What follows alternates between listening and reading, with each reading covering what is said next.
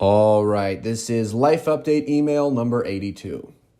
While I completed the last Life Update email, I worked, meaning simply that I was at work and getting paid. Not that I was actually doing anything of note, but lol, receptionist gigs, am I right? XD. Once I got home, I finished my Till 18 binders, the literal 2,000-page collection of everything I wrote until I was 18, if you recall. Wink. And that was very satisfying. I then drove to Monday night, played the Magic, and then drove home. During that drive, though, I had this epic realization about the nature of problems inspired via Personality Hacker. Let me share the gist of it. I think there are 4 sorts of issues we face, or at the very least, ways of conceptualizing those issues, each with different success conditions, and that these sorts of problems are linear in nature, aka they scale in difficulty, with easier ones being, easier, and also with lower stakes. The first kind of challenge we can have is a barrier, which is characterized by the solution requiring challenging action. I think we're all super familiar with barriers, things you just kind of grit your teeth through and do, but are nevertheless quite simple. For a rudimentary example, a wall. Who doesn't love a good wall? XD. It's a barrier to you and your goals, and there's not much to it. A wall is a wall is a wall. Once you understand it sufficiently, aka it's X meters tall and Y meters long, overcoming it is quite straightforward. Now for a little application, I'll make up an example I expound on as I unfold this thought tool. I think most of us naturally view getting a good job as a barrier problem. The barrier is a college education, which, while difficult and challenging to obtain, is also quite straightforward. We think if we can just push through and do the work to scale that wall, then our goal, big money, baby, awaits us on the other side. However, there is another type of problem, a barrier plus problem, that has all the characteristics of a barrier with some added special sauce. This is a puzzle. A puzzle, like a barrier, requires you to sufficiently understand the nature of the problem and apply willpower to overcome it. But it also requires you synthesize and reperspectivize. I know that's not a real word, but I made it up, so it counts. That information in the right way to achieve your goal. With a puzzle, it's how you understand and utilize the information, not just what information you have, that determines if you achieve your goal. To give a classic example, with a jigsaw puzzle, it's not enough to know how many pieces and their perspective shapes. You need to know how they all interlock and come together to succeed. So to apply this to our getting a job scenario, if someone doesn't get a job straight out of college, they're likely to start thinking of getting a job as a puzzle and not just a barrier. It's not just getting the degree, it's about the degree having the right connections, getting lucky, being strategic, etc. It's about combining numerous factors, data sets, and efforts in just the right way. If you do that, you'll get the result you want. However, some problems are more than just puzzles. Sometimes, more than one person also put the information together in the right way and solve the puzzle. But there just isn't enough resources to go around. This is when a problem becomes a battle. There is no way for everyone to get what they want. Resources just aren't plentiful enough. So there are winners and there are losers. And your goal is to make sure you're not the loser. And I say that very particularly because psychologically, people in a battle mindset much prefer a tie to a loss. It's extremely common for someone who views a problem this way to be willing to sabotage the competing party, even though doing so does not increase their own odds of victory in the slightest. Just so they feel like they tied instead of lost. I don't know why that is, just that it is, and that I've read and seen a lot of psychology that confirms this. Regardless, though, battles are puzzles plus scarcity, and thus are inherently combative. I think we all know people who strongly emphasize that finding a job is this type of challenge. It's not just a puzzle. It's war, and you need to beat out other candidates by whatever means necessary it takes to succeed. Battles are where I personally think conceptualization of challenges becomes unhealthy and unhelpful. That's just me. Finally, if you perceive yourself in a battle you can't win, that's when the challenge becomes a trap. At least with a battle, there was a good outcome, even if it meant that it came at the cost of someone else having a bad outcome. But in a trap, there is no good outcome. This is the perspective of people who end up at low-paying, fast food jobs the rest of their life. They see themselves as damned if they do, damned if they don't, and fundamentally unable to succeed, and thus, in accordance with good trap thinking, try to make peace with it. In a trap, there is no good option, so the goal is minimize the damage to pick the lesser of two evils. And of course, being in a trap feels super sucky, and none of us like to be there. But see, this is what is so interesting. We get to choose the frame in which we conceptualize our problems. And not only that, but the better we conceptualize our problems, the better things actually go for us. Let me give an example. I've talked to a lot of people about relationship stuff, and here is what I constantly see. People who are stuck in trap thinking have horrible and miserable marriages. And why wouldn't they? They're stuck. There's no good option. Nothing to be done. Why wouldn't you be miserable? People who take this view can't help but lose because that's how a trap works. But if you take them one step up to view their relationship as a battle, things get so much better. Now they're no longer hopeless. Now there's a future where they can be happy, where they can win. And so suddenly, people are full of life again. Granted, that life is usually angry and antagonistic, hence why I think battles are still unhealthy. But at least the relationship and the individuals in it have life. But it doesn't stop there. Now, instead of viewing your relationship as a battle between you and your significant other, you can instead view it as a puzzle. You approach your arguments with an attitude of curiosity and data gathering, and seek to find some way in which you could both get what you want. It isn't an either-or scenario anymore.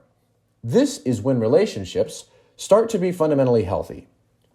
And then past that point, you can take one more step to realize, really, your relational struggles are just a barrier. You figured out the puzzle, and now it's just a matter of taking the right steps, of actually following through. Thoughts like taking the time to actually communicate well, spend quality time, or whatever that is for you. And finally, once you overcome the barrier, the problem disappears entirely. It's genuinely remarkable to me. So many horrible relationship scenarios, perpetual traps or battles people find themselves in, only are bad because you're playing by the wrong rules. If you're thinking of things as a battle or as a trap, then of course you'll be unhappy. Because someone is losing. There has to be a loser. That's just how traps and battles work. But in puzzle and barrier problems, there doesn't have to be a loser. More than that, there can't be. Hence why relationships become so much more healthy once people start viewing their challenges that way. And you can do this with anything: social dynamics, finances, even cancer. Over the last few weeks, I've found this way of thinking so incredibly powerful and versatile. Hence me wanting to share it with you guys. Wink. So there you go. That is my big aha moment for this Life Update email. As I said, the idea was inspired by a personality hacker, but a lot of this is my OG thoughts, so I'm sure there's still some kinks to be worked out, but very powerful nonetheless. Also, there is more to be said about that, so if you're curious about knowing the full extent of my thought on the topic, hit me up and we can chat. Wink. But for now, on with the email, shall we? After my big aha moment, I then did funime, finished writing the last life update, did fanime, and then slept. The next morning began with a call with Dr. Adrian, my super smart INTP Canadian doc, who talks at the speed of molasses. Not vexed by that at all, ... XD. That was good. But there were numerous times where she would explain things very slowly or reiterate her point in typical TI fashion, and I couldn't help checking my non-existent watch repeatedly and thinking, well, that 5-minute ramble you just went on cost me $20. I swear I'm going to become an oncologist so that someday I too can charge someone $300 an hour just to listen to me talk about my old friend Nick. The world needs to know my pain. ... XD. As soon as that wrapped up, I went straight to IVC, sat there for 4.5 hours, and used the time to modify my supplement dosage sheet as well as just read some. Got home from that, food made. I then drove to the Myers house and talked with Johanna for a bit. We tried to play ping pong as we talked, but it turns out that while Johanna has certainly improved since we last played, she is nevertheless immeasurably incompetent at playing while speaking of deep things. So, lol, we stopped. XD. Overall, though, a good conversation for sure. Once I got home, I did Funame round 2, cracked some letters, and went to sleep. The next morning, I mounted my glorious Phoenix and rode off to the Promised Land, aka DIA. Once there, and after some baggage delays, I found 2 very lengthy men sauntering toward me, and hence, I welcomed them and then shoved them in the metal death cage I call my car. Still have no idea if my airbags work. I figure I'll find out when I crash, XD. Also notice how I said when, not if, ... So yes, I picked up the great Varley and Matthew, the lesser Varley, William's younger brother, from DIA and journeyed home. The conversation was mid. They kept being disproportionately amazed by the size of American trucks. But nevertheless, it was still great to see William again. Once we got back to the house, I did Funame with the Varleys and started them on 86, because that's a big, good anime. Before then going and playing some pretty darn good frisbee golf. I won the first 18-hole game and lost the second. We came home from that because it got dark, and then I played some Polytopia, talk about a blast from the past, with Matthew and William for a while until eating food, building my pillbox for the next week with William's and Matthew's gracious help, and then going on a brief drive with Grace before going to sleep. The next morning, I got a needle stuck in my arm, and my red humor leached so that I could better balance my 4 bodily humors at a future date. I then did IVC for 5.5 hours, the bulk of which was spent alternating between playing Polytopia and reading a cancer book. Got home and got to eat food for the first time that day around 4. I drove William and Matthew back to the airport because they were meeting up with their cousins in Kansas, and the conversation on the way out wasn't bad. On the way back, I listened to a personality hacker. Then I arrived at the Myers house and talked with Karina, before then talking with Joe and Karina, and that was a big bueno conversation. Once I got home, I did some small things and slept. My day began the way the previous day had ended, doing small things like laundry and whatnot. I then attended work, read many a page, called with Dr. Adrian a second time, and then I journeyed straight from there to join Neo and Sydney at the library, where we chilled in a study room and were productive respectively. I then went straight from there to Joe's birthday party, and then straight from there to swing dancing. During that swing dancing, I pseudo-dropped Beth, and was generally mediocre, and was comforted by Layla, meaning she said something like, "Aw, Alex, you're not that bad," and gave me the verbal equivalent of a heat pad. Woman, I'm a TE Dom. Don't you patronize me, XD. So yeah, it was just great. But, on the plus side, I was able to correctly do the church clap for the first time. I genuinely think my CSU dance lessons have come in clutch and greatly improved my coordination. So yeah, it was good. I'm glad I went. But still, I have much growth to do. Once that ended, I went home, did nothing of significance, and slept. The next morning, I did IVC, read for a bit, and then Johanna was gracious enough to join me, and we chatted some and struck a deal by which there was an exchange of goods. She helped me build my nut boxes, and I provided her insight and education. It's a good deal for me, cause lol, I would be happy doing that for her anyway, XD. So yeah, that wrapped up. I ate some food, and then Johanna arrived at my house to fulfill her end of the bargain, and we cranked out my nut boxes in like 2 hours. Once we finished and she headed out, I then read some of my cancer books and sipped tea.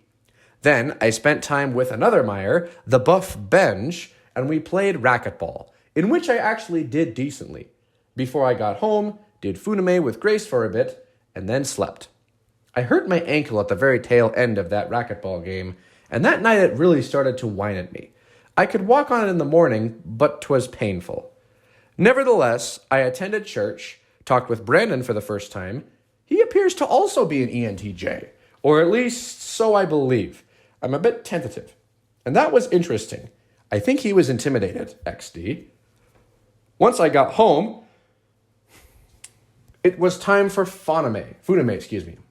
I spent like an hour and a half cleaning my vials. Dumb waste of life, ...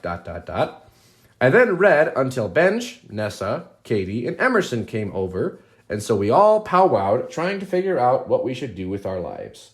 In the end, we decided on this game where I hid wax seals of my insignia around Fort Collins, and people had to go find them. However, it was very cold, and Benj and Nessa almost got the cops called on them for suspiciously snooping around the Catholic church I hid the seals at, hee. And Grace's group wasn't in the mood. Thus, I would say, while a decent idea, the event was something of a flop. But still, we tried. Here's a picture of the church aforementioned. At the tail end of the game, I got a bit of cancer research done, started a new anime, journaled some, and then went to sleep. The next morning, I did small things as I played Plutopia with Matthew until I went to work, and then, let's be honest, also did a little bit while I was at work, XD. However, the rest of the time spent at my place of employment was utilized reading some very scholarly articles on the hallmarks of cancer. Over my head a bit for sure, but quite informative nonetheless. Once that ended, I did funime, attended Monday nights, and played Magic at Joe's while Neo entertained the New Zealand people that tagged along. How well he did that is worthy of question, but nevertheless, he did it, so I was grateful for his efforts nonetheless, XD. Here is a picture of that gathering. Once that ended, chilling was done in my abode's living room and a deep conversation was had before we went to sleep. During IVC the next morning, I was bored but productive. I got my blood work back and it was beautiful, but otherwise I just chugged away as a sorbic acid dripped into my bloodstream. From there, 'twas funime, some Zoms Royale at Ben's house with William, Matthew, Caleb, and Aaron, as well as a super long typing attempt. It took me ages to get Caleb. Those darn ISFJs. Yeah, Sydney, I'm looking at you. Not Sydney Bowen Sydney, other Sydney. Those Sydney Bowen Sydney, you INFJs are just as bad. So, I don't know. I'll just glare at all y'all, XD. But, eventually, we found Caleb's type, and yeah, that was basically the night. The next morning, I spoke with a doctor, and he was surprisingly helpful and open to what I wanted to do. So that was nice. Also, I talked with my oncologist in Boulder, and it turns out he is still willing to treat me with BV, even after the MD Anderson venture. So that's mega exciting. If my next CT scan comes back and the results are mega bad, that's probably what I'll be doing. But we shall see, ... Anyway, Schuster was actually understanding and tolerable, and that was a nice change of pace from oncology as I had yet experienced it. Once I got home, I did Fucane. Arcane is so good. Worked out, and then William, Ben, Matthew, Caleb, Aaron, and I all big squished into Ben's car bed and drove, first to King Supers, then to Ben's rock, which we climbed. Then to Ben's cave, where we lit fires, but doing so made it so we couldn't breathe, so we had to extract ourselves from said cave. Then we drove up to the airsoft spot, crossed the river, Matthew fell in and made the rocks icy for everyone else, and then we built a fire and cooked eggs on a rock. Here is a picture.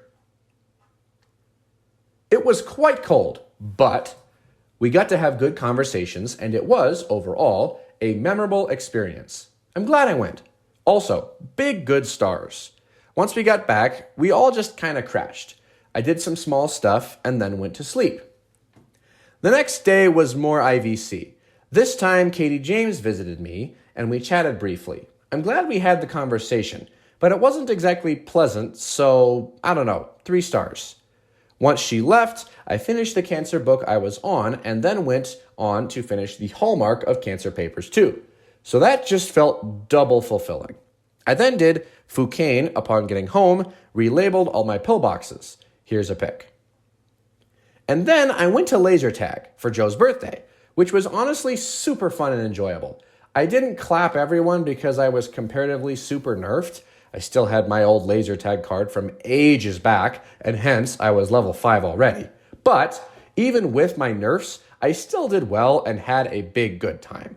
It was honestly so nice to just have that whole group together. I've been with the youngins so much recently, I forgot how I love the more seasoned atmosphere of my other 20-something friends. Very refreshing and enjoyable. We then went to In-N-Out, where I ate a burger contrary to my dietary better judgment, though, lol, not like it makes much of a difference. We talked for a bit. Then Benj and I went on a drive and talked. That was good. After that, I got home, did some Fucain, and then went to sleep. The next day, I worked on pill boxes, did Funime, went to work, and spent the whole time applying to cancer scholarship applications. Granted, scholarships are people giving you money for an absolutely trivial amount of effort by comparison to the monetary value, but still, do I have to write a 1,000-word essay? ... XD. Anyway, got done with that, mostly. I didn't actually finish, I just made good progress. I then came home, watched more Fucain, worked on my pill boxes, worked out, did small stuff, and then I journeyed to a distant church to watch Johanna be sassy, Layla be scared by a non-existent spider, Beth make me want to curl into the fetal position, and so forth. AKA, I watched drama, and I mostly disliked the experience because, lol, emotions. But there were definitely some points I enjoyed, and I'm glad I went, mostly because I got to socialize afterwards. And people did well. On my way home from that, Grace texted me letting me know she was desperately lonely. So I briefly visited her in her cage of a dog-sitting engagement. But then I left like 10 minutes later, so I don't know if I actually made her feel better. But it's the thought that counts, right? XD. Then upon getting home, it was Funime, many pills, and then journaling some before going to sleep. The next morning, I did IVC, talked with Johanna during part of that, did Fucain, and then Funime. Refined my magic decks, seeing those finally come together is big satisfying. Called Liam and talked, and did some anime quizzes like the good old days, worked out, still making it through Mistborn, did Fucain, and finished out the season before going to bed. The next morning, I, upon a spontaneous summons, picked up Katie from the abode where her and Emerson had slept over with Grace, and then carpooled with her to liturgy, wherein I soaked up the reverence and then typed her sister and friend, Owen the Long-Suffering. Again, what a name. I need a name like that, ... I then came home, did Funime, finished looking through all of my magic cards and revising all of my decks, aka looking through 30,000 cards, and then I drove to Southgate to attend the old plus young person dinner Pastor Kevin had invited me to. It was actually really interesting. I got to talk to this guy named Keith, and he had a very interesting story. Plus, I sat with Mr. and Mrs. James, so they, as always, were quite enjoyable. I would say it was well worth it. Once I got home, Funime, then Grace joined me for my workout and ran with me. What she did, it might be a stretch to call running, but we'll give it to her for the sake of her self-esteem, XD. Once I got back from that, I refined my magic decks and then promptly slept. The next morning, I got to sleep in, which was nice. I cleaned so many vials. Stupid little glass vials, ... Did laundry and other small things, Funime, and magic deck refinishing. And then, ... Beck talk? Yeah, see, that's what I have in my notes, but what does it mean, ... XD. You have to understand, one of the big reasons I write life update emails and record every day is because I know for certain if I didn't do that, I straight up wouldn't remember 99% of my life. XD. Like, these emails functionally act as an external hard drive in which I download my memories while I still have them so that when I forget them, I don't feel an existential state of terror and purposelessness. Like, I'm not kidding. You have no idea how many times I've had a thought like, What did I just do with the last 6 months of my life? And then I'm like, silly Alex, it's okay you can't remember and are exhibiting early signs of Alzheimer's because you have life update emails. It doesn't matter that you're memory incompetent because somewhere in the massive 500,000 chunk of words you've written detailing every day of your life, there probably is the information you're looking for. Can you find it? No. But does it matter? Of course not, as long as it exists somewhere, ... Like legit, I am deeply comforted by the fact that I did a thing exists in some medium outside my mind, especially given how sucky my mind is at recalling the thing I did, XD. So all that to say, I have no idea what I meant when I wrote the note Beck Talk. Wait, haha, Mega Control Z. I have remembered. Good job, mind. Here's a dopamine cookie. Beck Talk stands for talking with Becky. In hindsight, a fairly obvious connection, XD. Right. I went and met Becky at Muggs, and we talked. I do, in fact, recall this now. That was bueno, mildly useful. But she really wants me to do baby therapy because she thinks some deep-seated emotional trauma is causing my cancer. And I'm like, press X to doubt. But I don't know. If I'm really trauma-free, I should have nothing to hide, right? Becky stares into my soul. Right, Alex? ... I shiver. Yeah, I don't know. I really don't like the idea, and that makes me like, interesting. Because that's what someone who does have hidden trauma is lying to themselves would feel. Or someone who has FI inferior, XD. One of the two, ... Anyway, I think I'm going to very tentatively take her up on that. But we'll see how things go. I do genuinely believe trauma, if it exists, contributes to disease. So I don't know. Best cover my bases and make sure I'm clear. From there, I carpooled with Benj to Monday night. We chatted during the drive. I then played Magic games with my new and improved decks, which 'twas enjoyable. Then I went home, did small stuff, and slept. The next morning was more IVC. I read some until Noah Myers joined me, and we had a really good conversation. Probably one of the best we've had thus far. We talked until the end of IVC. Once home, I foimed... I don't know what that means. Pull box built with Mrs. James, which was big helpful, and I do little prayer hands in her direction as a symbol of my undying yet eternally dwindling gratitude.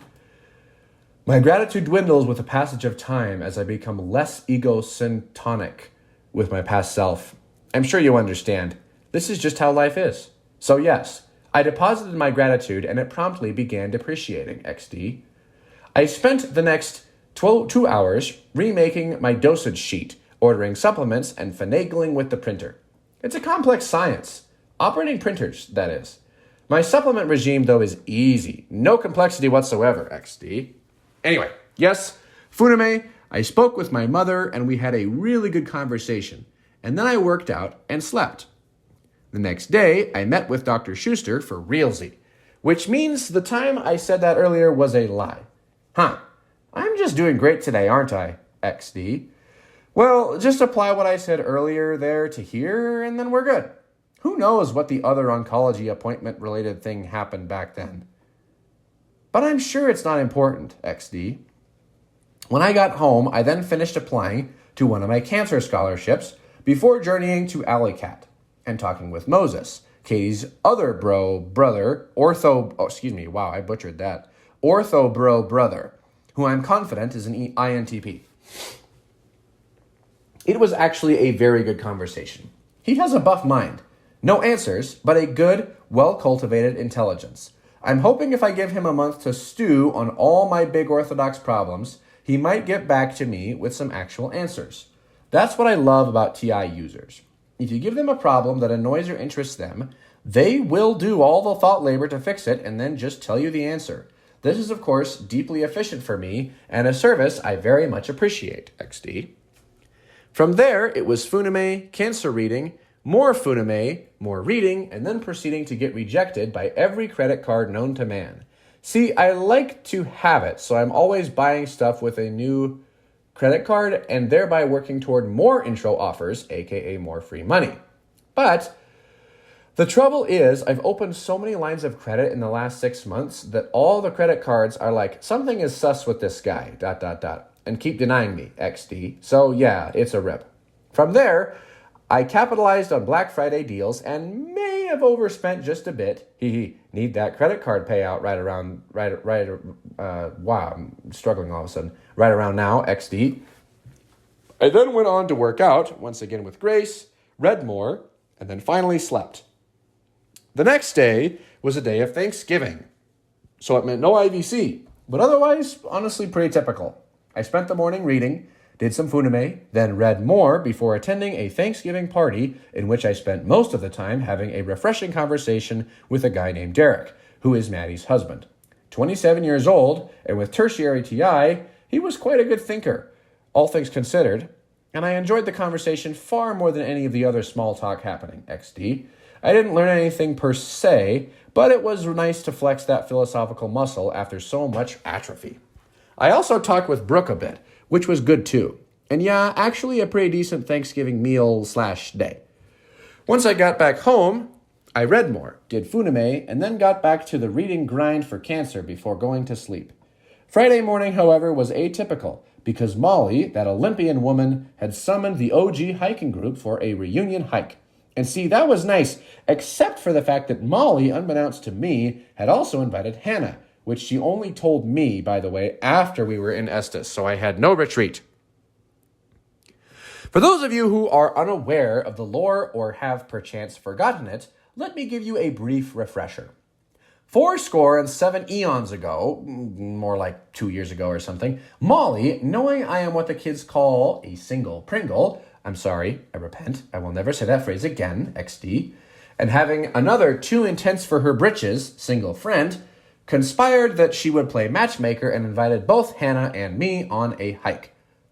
Well, I, suspecting this may be a scheme, decided to approach Hannah as a specimen of potential friendship, whereby I judged her by the most strict standards I have, S-tier standards. And see, you must understand, I do not usually state my inner judgments out loud and to the person I am judging. And it turns out, that is a very good thing. Because once I basically said to Hannah, yeah, you're too dumb and lame to be an S-tier friend. She, of course, did not like me. An understatement, I assure you, XD. So yes, basically, I was immeasurably rude to this girl, and Molly, apparently, thought it was about time I fixed that. So, she just sprung this on me literally a minute before I met Hannah again, being like, oh, by the way, you know that girl I tried to ship you with and that you were super rude to and hates your guts? Yeah, she's going to be with us the entire hike. What am I supposed to do with that? Molly, you are a cruel female, a devil wrapped in toned olive skin. So yes, I found myself up a social creek, but I, being me, did not wallow in the despair of my situation, but rather girded my loins and faced it head on, aka I pretended like nothing was off, XD, and you know what? It worked. As the day wore on, Hannah came to realize the jerk I had been on that day long ago was not the totality of my personality. And it just so happened she was into Jungian psychology. She's an INTJ. And so we had an in, baby. Also, she thought I was an ENTP the whole time, which I found quite satisfying, XD. But no, I actually came to enjoy her quite a bit. As the hike, I say in quotation marks because it was a wussy hike, wore on and we were cool by the end. Here's a picture of us hiking. And here's a picture of our view. Overall, it was quite good. Had some decent conversations with various people, breathed crisp mountain air, and got to reunite with some old friends. Well worth my while. Once we finished our little 5-mile hike, we all went to Napoli's, as is hiking club tradition, and that was quite good. Then it was back down the mountain and homeward bound. Once I got back home, Emerson was there and wanted to hang, and so, after a bit of brainstorming, we conspired to do a night drive with Ben, Emerson, and Grace. 'Twas okay. Not great, not bad. Then from there, I did funime and had my first walk of greatness with William, where we talked about many deep topics, and it was the best. We did that until about midnight 30. The next day, I did IVC, Johanna stopped by, I read funny Blue Sky posts. I didn't even know Blue Sky existed till now, but my philosophy comic guy had a link in one of his comics and said it was great. I confess it was not the best use of my time, but I can allow the occasional optimization failing for the sake of humor, can I not? I then bought $3,500 worth of IVC because they were having a Black Friday sale. And it was buy one, get one. And like, lol, that saves me literally thousands and thousands of dollars, so how can I say no? Once I got home, I did Funime, did nothing of significance, did Funime round 2, played racquetball with Benj, and then proceeded to go on a life-changing walk with William, in which I realized I have been an idiot for years, and so many things now make sense. That talk is probably the most impactful conversation I've had in a year plus time. Impactful for me, that is. So yes, that was very good. And when I got home, I had time, Tams, and milk to celebrate because I was very happy, XD. I then journaled before going to sleep. The next morning was church and the New Zealand crew came, but William is not good at talking to strangers apparently. So they just left once Jake and my walk ran along. That was dumb, but otherwise, the day at church was pretty great. Great walk with Jake, good socializing, all very bueno. Once we got back from that, we left for the hot springs in Saratoga. We, meaning the New Zealand crew, as well as Ben, Grace, and I. I rode with Caleb, Aaron, and Matthew on the way up, and we had a pretty decent conversation. Once there, it was just good hot springs vibes. Toward the tail end, though, they started teasing me about my speculative romantic life, which was much less fun. But overall, a decent time. I think we stayed too long. Should have headed back earlier, but that's just my opinion, evidently. Given we didn't head back earlier, XD. Then finally on the way back, I rode with Grace, William, and Ben, and the conversation was also pretty decent. As might be presumed, upon arriving home, I just crashed and went to sleep, XD.